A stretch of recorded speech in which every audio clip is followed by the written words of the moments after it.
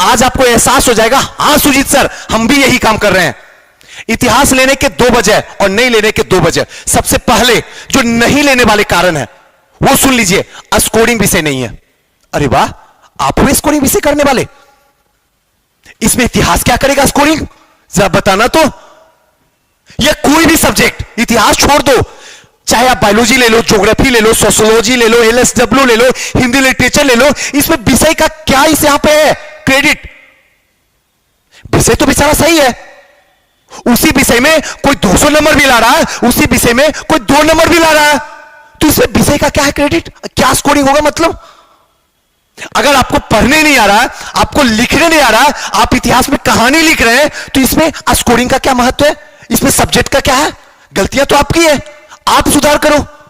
इसकी वजह से बच्चे जो है इतिहास नहीं लेते हैं। क्या ये अंधविश्वास नहीं आपको लगता है, क्या लगता है वो सही तरीके से क्लिक कर रहे हैं अपने दिमाग को, बिल्कुल गलत। और यहीं से उनका जो है ऑप्शनल में 2 रास्ते बनेंगे। और देखते रहना, समय आते आते एक ऐसा वक्त आ जाएगा इनको समझ में नहीं आएगा कि अब ऑप्शन लू क्या। इसलिए कभी भी कोई भी सब्जेक्ट, इतिहास ही नहीं कोई भी सब्जेक्ट, स्कोरिंग पे मत जाना।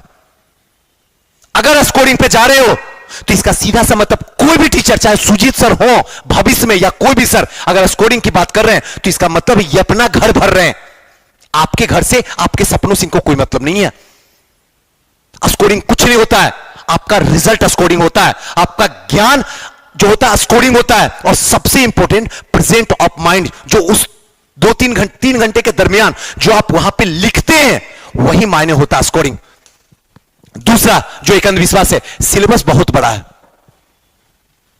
सिलेबस बहुत बड़ा है, यह चीज के लिए मैं सबसे बड़ा दुखी होता हूं। सिलेबस कहां बड़ा है, आप हमारी संस्था में आइए, सबसे सिलेबस छोटा किसका कहते हैं आप, एलएसडब्ल्यू का।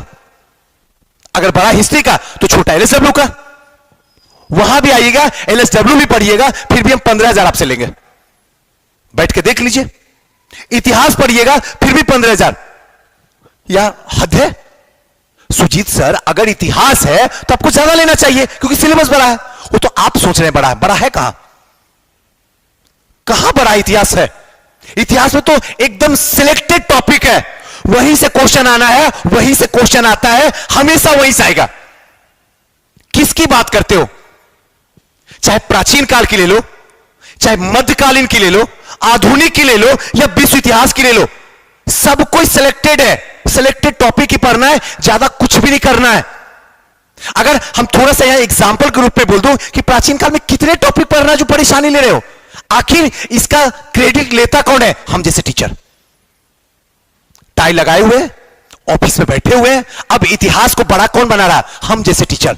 क्यों, आपसे पैसा जो ज्यादा लेना, आपसे पैसा ज्यादा लेना। अब होता कैसे है, इतिहास 4-4 पेपर पढ़ना होता है, बाकी सब में 2-2 पेपर पढ़ना होता है। इतिहास में प्राचीन इतिहास, मध्यकालीन इतिहास, आधुनिक इतिहास, विश्व का इतिहास, ऐसे ऐसे करके बोलते कि सामने वाला जो स्टूडेंट होता है उनको लगता है वहां पे इतना पढ़ना होगा, इसीलिए इतना फीस है, इतना कह के आपसे फीस ले लिया जाता है, जबकि ऐसा कुछ भी नहीं है।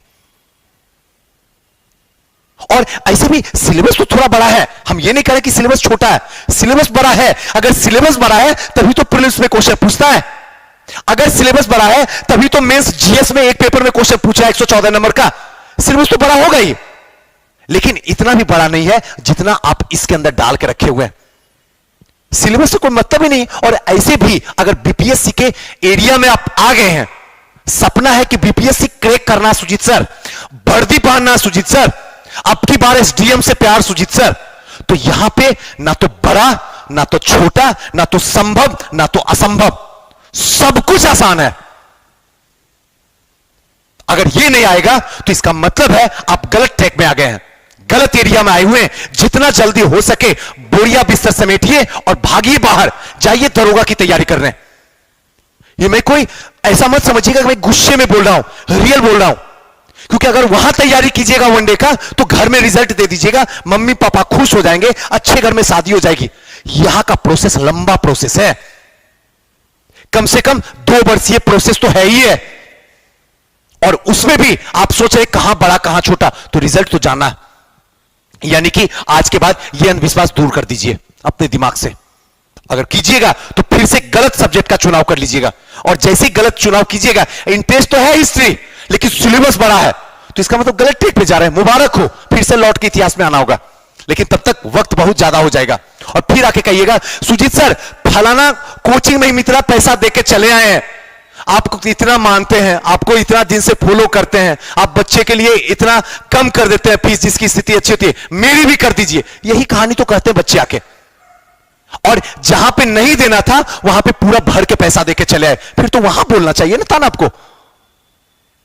तो अगर बचना है तो यह चीज हमेशा ध्यान रखिए, कोई बड़ा नहीं कोई छोटा नहीं, इस एरिया में सब कुछ का उतना ही महत्व है। जो महत्व सोशियोलॉजी का है वही महत्व हिस्ट्री का है, जो महत्व एलएसडब्ल्यू का है वही महत्व इकोनॉमी का है, सबका इक्वल है, बस यहां का फेर है, यह सही नहीं है, इसलिए कोई बड़ा और कोई छोटा दिखता है।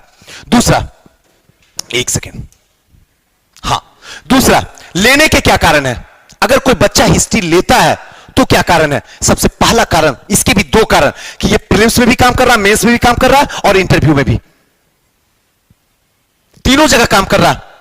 चाहे आपका हिस्ट्री हो या ना हो, मेंस में आपको काम करेगा ही करेगा।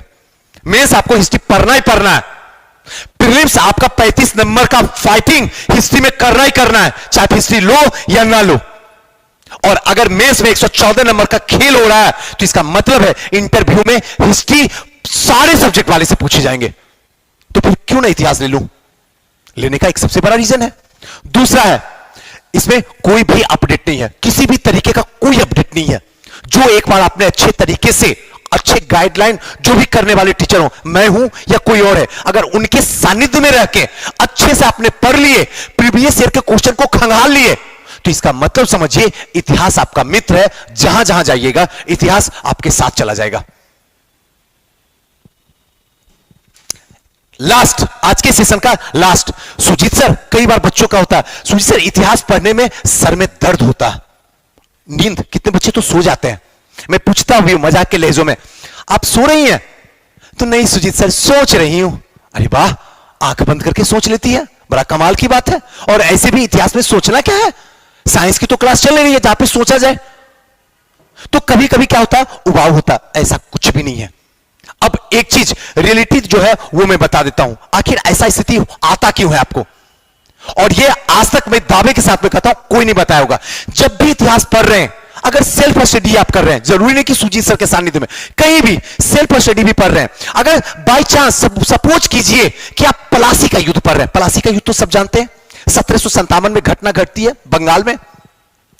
अगर पलासी का युद्ध पढ़ रहे हैं तो सबसे पहला काम जो कीजिए, अपने आप को बिहार से उठाइए, बंगाल में ले जाके छोड़ दीजिए, बड़ा कमाल का होगा। इतिहास पढ़ना बच्चों का खेल हो जाएगा। एकदम आसान भाषा में उठाइए अपने आप को और सीधे उठा के कहां लेके चले जाइए, बंगाल लेके चले जाइए। जब आप बंगाल अपने आप को शिफ्ट कर दिए हैं, आप बिहार में ही, आपकी सांसें बिहार में ही चल रही है, बस आपका दिमाग जो है बिहार से कन्वर्ट होकर बंगाल चला गया, क्योंकि पलासी पढ़ रहे हैं। अब टाइमिंग जो है 1757 है। 1757 कहने का मतलब हुआ 18वीं सदी के उत्तरार्ध, यानी कि 18वीं सदी में, अभी कौन से टाइम में, 21वीं सदी में, यानी कि यहां से करीब करीब 250 साल पीछे भाग जाइए। चलिए यहां से 250 साल पीछे भाग के बंगाल में जाके पहुंच गए। अब वहां पे जाके पलासी को देखिए क्या कहानी हुई है। मैं दावे के साथ में कहता हूं इतिहास आपको मजा देगा और जिंदगी में दोबारा पलासी का युद्ध पढ़ने का मौका नहीं देगा। इतनी गहराई से पढ़ लीजिएगा तो ना उबासी आएगा और ना नींद आएगा। हमें यह करने के लिए नहीं देता। हम जितने भी बच्चे को क्लास लिए, चाहे वो अमेरिकी क्रांति हो, चाहे फ्रांसीसी क्रांति हो, चाहे धर्म सुधार आंदोलन हो, चाहे पुनर्जागरण हो, सब में हमने बस वही बताया। जब भी अगर पुनर्जागरण हो, सीधे यूरोप में ले जाकर छोड़ दिया, इटली में। अगर अमेरिकी क्रांति हो तो बच्चे, सारे बच्चे को उठा के अमेरिका ले जाके पहुंचा देते थे। अमेरिका में जाओ, नीचे तुम लोग बैठे हुए, पत्थर पे सुजीत सर बैठे हुए, कहानी कह रहे हैं, तुम सुनो। बच्चे के दिमाग में चला गया। लेकिन पहले उस कंडीशन में पहुंचो, तब तो वहां तक तो कोई पहुंचता ही नहीं है। दूसरा जो सबसे इनविजिबल है, जो आपको दिखता नहीं है, ना कोई बताने की कोशिश करता, कि आखिर पढ़ना क्यों मुश्किल हो जाता है, क्यों इतना पढ़ाई में दर्द है लोगों के अंदर। क्यों पढ़ाई करने वक्त ही दुनिया के हर एक वेव दिमाग के अंदर चलना शुरू कर देता है? आप कोई दुनिया का काम कीजिए, आपको कभी भी कोई वेव आपके डिस्टर्ब नहीं करेगा। आप घूमने के लिए जाइए, कोई डिस्टर्ब नहीं। हनीमून मनाने के लिए जाइए, कोई डिस्टर्ब नहीं, कुछ नहीं है, बस वहीं पे दिमाग रहेगा। आप खेलने के लिए जाइए, बस खेलने पर दिमाग रहेगा। आप दोस्तों से गप्पे मारने के लिए जाइए, गप्पे मारने पर दिमाग रहेगा। लेकिन दुर्भाग्य हमारा है, जब हम पढ़ने बैठते हैं तो इतिहास छोड़ के बाकी सारा काम होता है। क्यों होता है? कभी आपने इसको सोचा? कभी वक्त मिला बैठ के सोचने का, आखिर क्यों ऐसा हो रहा है हमारे साथ? जबकि मुझे पता है यही पढ़ा हुआ जो है हमारा हक वापस लाएगा, यही पढ़ा हुआ हमारी 3 पीढ़ी की गरीबी दूर करेगा, यही पढ़ा हुआ एक दिन हमें समाज में सम्मान देगा, यही पढ़ा हुआ हमारे पापा का कलेजा चौड़ा कर देगा। लेकिन फिर भी क्यों नहीं पढ़ते आप? क्यों पढ़ाई बात कितनी डिस्टर्बिंग होती है आपको? आपने कभी अपनी जिंदगी से क्वेश्चन पूछने की कोशिश किया? एक रीजन, सिर्फ एक रीजन, पढ़ाई में